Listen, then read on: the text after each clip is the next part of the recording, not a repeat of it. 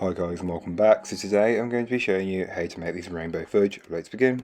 To get started on the recipe, you'll want to grab yourself a baking pan or baking tray. I'm using a 9-inch square baking tin and just pressing in some silver foil. You don't need to do anything fancy, just press it into place and ensure it comes up the sides of your tin, as this fudge does get quite high once it's level. You can then just lightly brush it over with oil, and when I say lightly I mean very lightly. Once you've brushed it with oil, you can set it aside until needed later on. Then into a large mixing bowl, or a medium sized, you can place in your white chocolate, your condensed milk and vanilla, followed by just a pinch of salt, and then give this a brief mix just to combine, and then place on the hob over a bowl of simmering water, which is very lightly simmering. You don't want it to be, to roll in boil, just a simmer. Then you'll just want to continuously mix it until everything is melted and the mixture has thickened, and this, you'll know the mixture is ready once you are able to mix it and it becomes thick. That's what you're looking for. Take it off the heat and then add in your colour and stir that in until it's fully incorporated, mixing until you have one solid colour. Being careful not to add too much, as you don't want the colour to be too dark nor too light. Transfer the mixture from your bowl into your tin and just spread and level it out as much as you can or need to, just to get it level. It won't be perfect, but you can get it almost perfect just by spreading it out. And if you add a little bit too much oil earlier on, you may find it a bit hard to get into the corners like I did. Then you can just go ahead and repeat the process of melting the ingredients together and adding your colours later on, chilling for around half an hour in between each additional layer of fudge being made and added. As you can tell, I've gone pretty bold with the colours. I want it to be standout. I want this to really make an impact wherever you're serving it or however you're serving it.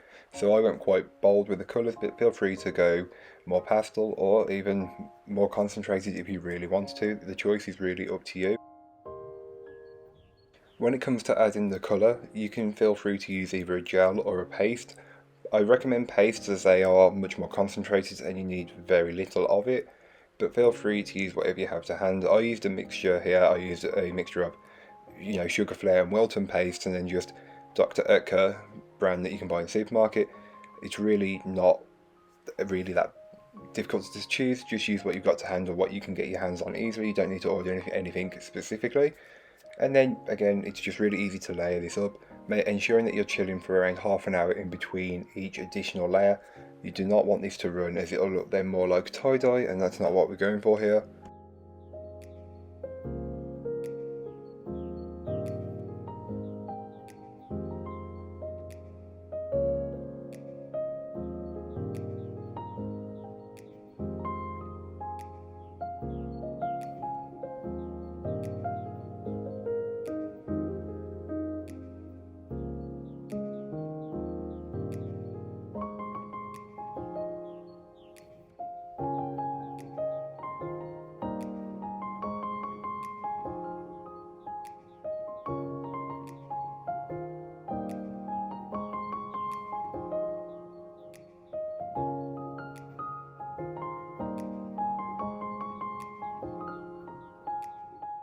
So once the final layer of fudge has been added, while it's still tacky, I like to go ahead and sprinkle on a generous amount of rainbow sprinkles just to further enhance that rainbow that we've already got. Why not? And it adds some texture as well.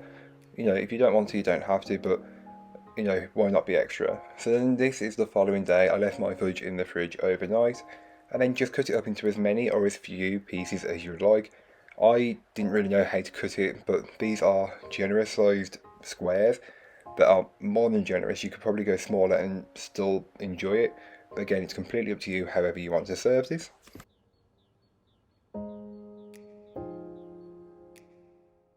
And then as you can tell, the layers are almost there and they're pretty perfect. You can see them pretty well. They're not perfect, but they are almost there. It doesn't need to be perfect.